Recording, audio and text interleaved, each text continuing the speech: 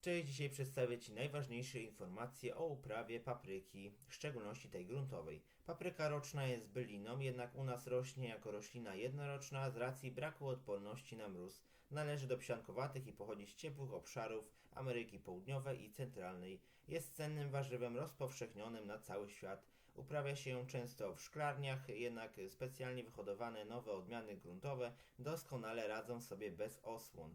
Paprykę można podzielić na dwa typy, słodką i ostrą. Ostra zawiera w zależności od gatunku odmiany więcej kapsaicyny, która odpowiada za ostry, piekący smak.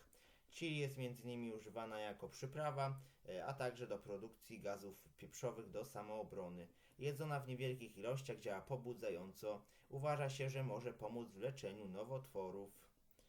Papryki ostrej wbrew pozorom nie należy się obawiać, jest bardzo zdrowa, nie należy z nią jednak zbytnio przesadzać. Dodam, że aby nieco osłabić jej palenie, należy stosować m.in. mleko. Ciekawostką jest to, że istnieje nawet specjalna skala Scoviela, która określa skalę ostrości. Najostrzejsze papryki to z reguły odmiany papryki habanero. Wracając do uprawy, siew wykonuje się zwykle w marcu w ogrzewanych pomieszczeniach w ponad 20 stopniach Celsjusza. Najlepiej postawić doniczkę na grzejniku. Według mnie papryka kiełkuje gorzej niż np. pomidory, zatem zalecam zbierać więcej nasion, żeby ewentualnie dosiać. Siewki należy przepikować do osobnych doniczek. Sadzenie po przymrozkach we folii szklarni można oczywiście szybciej, ale trzeba uważać na mróz. Roślina ciepłolubna, mimo to sporo odmian znosi temperatury do zera lub czasem nawet lekkie przymrozki.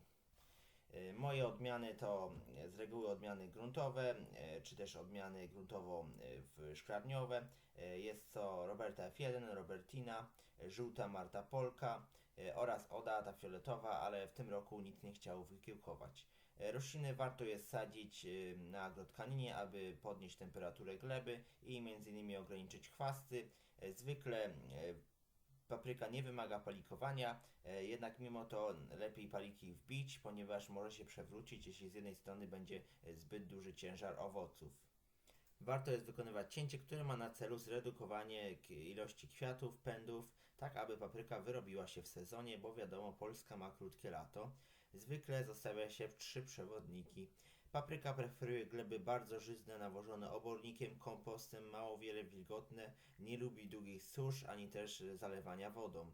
Najlepiej jeśli jest podlewana, woda powinna być letnia lub ciepła, roślina powinna być zasilana nawozami, np. ekologiczną gnojówką z pokrzyw, w szczególności jeśli ziemia jest słaba.